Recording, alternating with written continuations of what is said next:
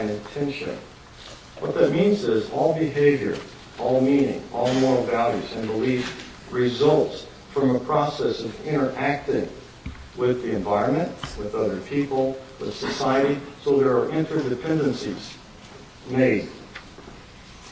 So if intention and actions are not entrained, are not made a habit, not made a practice, then people will follow the thoughts and intentions of others, according to Gülen.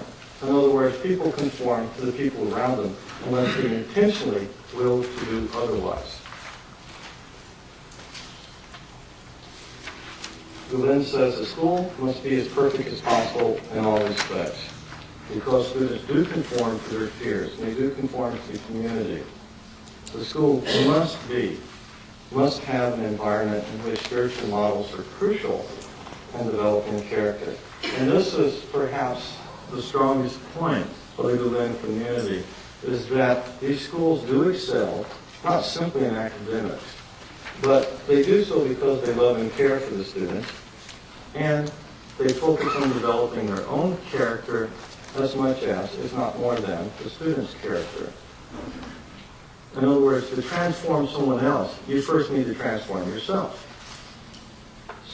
But I would add, though, although this is of foundational importance to transform yourself and to be a moral exemplar, the school, again, is not the student's only environment. And they interpret the actions of the teachers in a way that's according to the filters they have from their own community and their own environment. Structure of the movement, without the same sense of historical progression from the beginning, because that's not her purpose, but looking at the educational part in a different way, in which, what strikes me, everybody is learning, and everybody is learning all the time. The teachers don't just learn how to teach and teach and teach and do the same thing because they have their certificates, and as they might in some state systems. Rather, they're constantly finding opportunities for renewal and self-renewal or group renewal and learning new things at the same time. And there's also the recognition that education doesn't stop in the classroom. We all know that.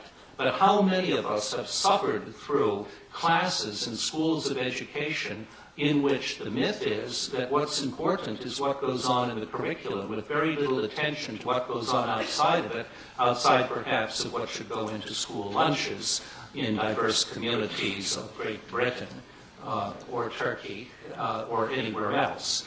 The real subject is on what is learned in school, is what is learned outside of school at the same time, and what role does formal school learning play in addition to other things.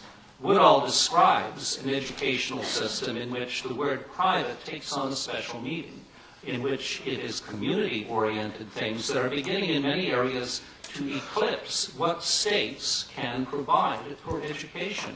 Schools with good English, small classes, constant in-service training of pupils. How many systems of education in Europe, in Turkey, or in the Middle East, just for starters, are capable of saying that they offer the same provisions?